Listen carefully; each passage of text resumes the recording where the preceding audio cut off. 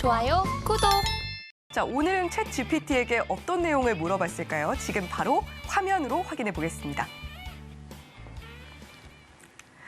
네, 오늘의 챗 GPT에게 물어본 내용입니다. 미국 은행의 연쇄 파산이 일어나고 있는 상황인데 과연 이번 주에 연준이 어떤 스탠스를 취하게 될 것인가? 이런 은행 위기가 연준의 스탠스의 변화를 일으킬 것인가에 대해서 챗 GPT에게 물어봤습니다. 과연 어떤 대답을 내놨을까요?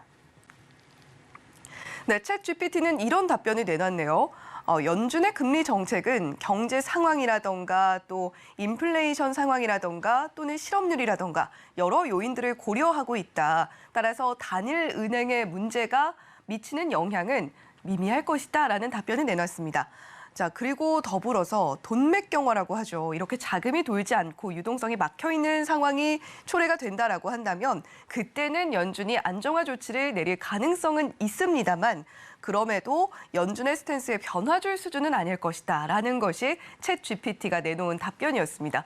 자, 지금 사실 은행 위기가 가볍게 볼 만한 것은 아니잖아요. 그럼에도 불구하고 강관호 앵커님께서는 과연 어떻게 생각하시는지 또 인간 대표로서 또 여쭤보도록 하겠습니다. 네, 사실 이제 전체적으로 중립적인 이제 이야기를 했어요. 네. AI는 이런 얘기를 했는데 제가 볼 때는 조금 제 포인트하고 좀 다르다.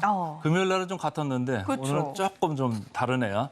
이제 처음부터 좀 살펴보면 실리콘밸리 은행이 파산을 했잖아요. 이거 이제 파산 처리가 된 거고 퍼스트 리퍼블릭이라고 또 지방은행이 있습니다. 이런 데가 있는데 지금 문제가 생겼지 않습니까? 돈들이 계속 나가고 있으니까 JP 모건 같고 이렇게 큰 대형은행하고 11개 미국 은행들이 이 돈을 갖다가 40조 원을 갖다가 넣겠다. 네. 이런 얘기들을 했어요. 그러면서 좀 살려보려고 했는데 금요일 날 주가는 다시 30% 넘게 빠졌습니다. 이게 사실 좀 안 좋은 징후거든요. 그래서 전체적으로 좀 위기 국면이 계속 여진이 있다. 이런 생각을 하시면 좋을 것 같고 스위스 쪽으로 좀 넘어가시면 미국발 은행 이슈가 이제는 스위스까지 가서 지난주 중반 이후에 크레딧 스위스 이슈가 지금 발생을 했잖아요. 크레딧 스위스도 스위스의 가장 큰 은행 중에 하나인데 여기가 이슈가 생기면서 대형 그 예금주들이 돈을 막 빼내가기 시작했어요. 그러니까 어떡합니까? 이게 은행이 망할 것 같다? 이런 생각들을 하잖아요. 근데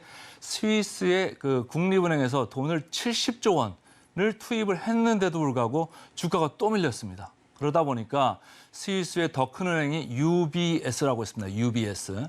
여기서 인수를 하겠다. 이런 얘기를 내걸면서 지금 이제 맞고 협상이 좀 이루어지고 있는 것 같은데 어쨌든 지금 미국발 그 은행 이슈가 지금 유럽까지 전염이 돼가지고 전체적으로 좀 문제가 되고 있습니다. 그래서 그 다음은 누구냐? 이런 얘기들이 이제 나올 법 하잖아요. 그 다음은 누굴까요?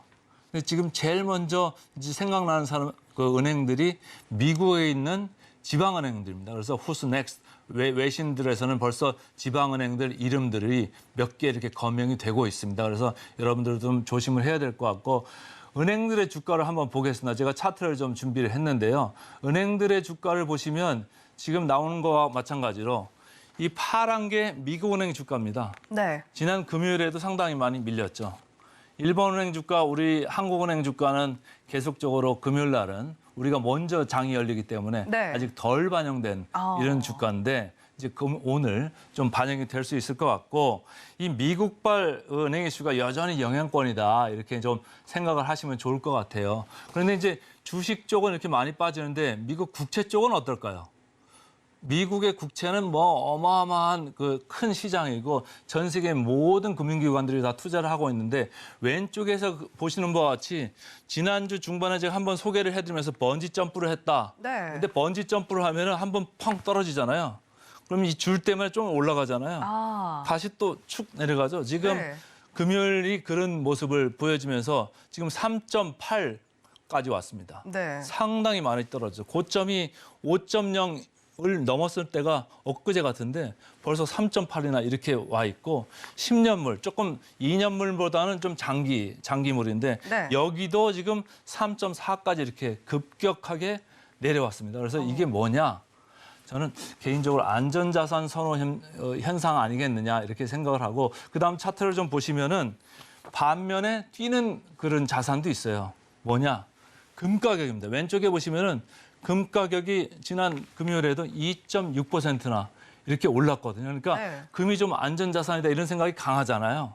그래서 금 가격이 뭐 많이 오른 그런 경향이 있는 것 같고 네. 참고로 제가 비트코인을 하나 넣어놨는데 비트코인도 제가 볼 때 안전자산은 아닌 것 같은데 어쨌든 네. 6%가량 이렇게 뜨는 모습이 돼가지고 자산 간의 지금 선호 현상이 좀 많이 바뀌고 있다. 이런 생각을 하시면 좋을 것 같고 그래서 미국의 그 투자 심리를 제가 투자 시계를 한번 봤어요. 그 차트를 보시면 지금 투자 시계가 왼쪽 끝으로 이렇게 가면서 영어로 써 있는데 extreme fear.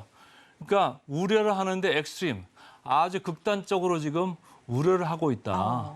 이런 생각들을 지금 많이 보여주고 있다 이런 얘기. 얼마 전까지만 해도 한 달 전까지만 해도 오른쪽으로 좀 와 있었거든요. 이게 네. 그리드, 엑스트림 그리드. 그리드가 탐욕이잖아요. 그러니까 이 주식에 배팅해가지고 내가 뭐 인생을 걸겠다 이런 사람들이 많아졌었다가 다시 시계가 저쪽으로 지금 가가지고 아주 우려를 하는 저런 상황. 공포감이 팽배해 있는. 공포감이 많이 들어와 있다. 네. 이런 생각을 좀 하시면 될 것 같고 그래서 지금 이제 시카고 선물거래소에서 시카고 상품거래소죠. 거기서 이제 페드워치라고 해가지고 계속적으로 이게 25bp를 올릴 거냐, 50bp를 올릴 거냐 이런 걸 이제 보고 있는데 시장에서는 최근까지 0.5%포인트 그러니까 50bp를 올릴 거다 이렇게 생각을 하고 있었는데 최근 1, 2주간 생각이 많이 바뀌었습니다.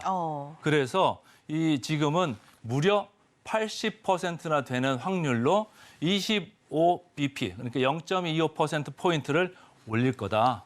이런 생각을 하면서 지금 지켜보고 있어요. 그러니까 그러면서 주가도 이제 전체적으로 모양을 반영을 하고 있는 모양인데 저희가 뭐 어떻게 될지는 아무래도 이제 미국에서 결정되는 걸 봐야 되는데 미국 시간으로 22일이니까 우리 아침으로 목요일 아침 정도면은 FOMC가 어떤 결정을 했는지 우리가 알 수 있을 것 같으니까 여러분들도 많이 좀 촉각을 곤두세우시면 좋을 것 같고 지금 마지막으로 제가 좀 정리를 하나 하겠습니다. 우리가 이제 80% 얘기했잖아요. 네. 그래서 25bp, 0.25%포인트를 올린다 그러면 제가 볼 때는 뭐 시장 영향은 그렇게 뭐 크게 없을 것 같다. 미리 주가가 좀 반영을 했잖아요. 근데 만약에 0.5%포인트, 그러니까 50bp를 올린다고 하면은 시장에는 다소 부정적일 수 있다. 이런 생각을 하는 거고. 왜냐하면은 그렇게 올릴 지금 상황이 아니라고 보는 거거든요. 은행 위기가 있기 때문에 이게 막 올렸다가는 큰일 난다. 이런 생각을 하는 이제 그 반응들이 나올 거고. 지금 골드만삭스에서는 사실은 현 수준을 계속 유지할 거다. 이번에는 동결할 동결할 거다 이런 생각을 했는데 그렇게 되면 시장에서는 다소 좀 긍정적이지 않을까 이런 개인적으로 생각을 좀 하고 있습니다. 그래서 그 AI 대 인간 코너에서 제가 좀 살펴봤습니다. 좋아요, 구독.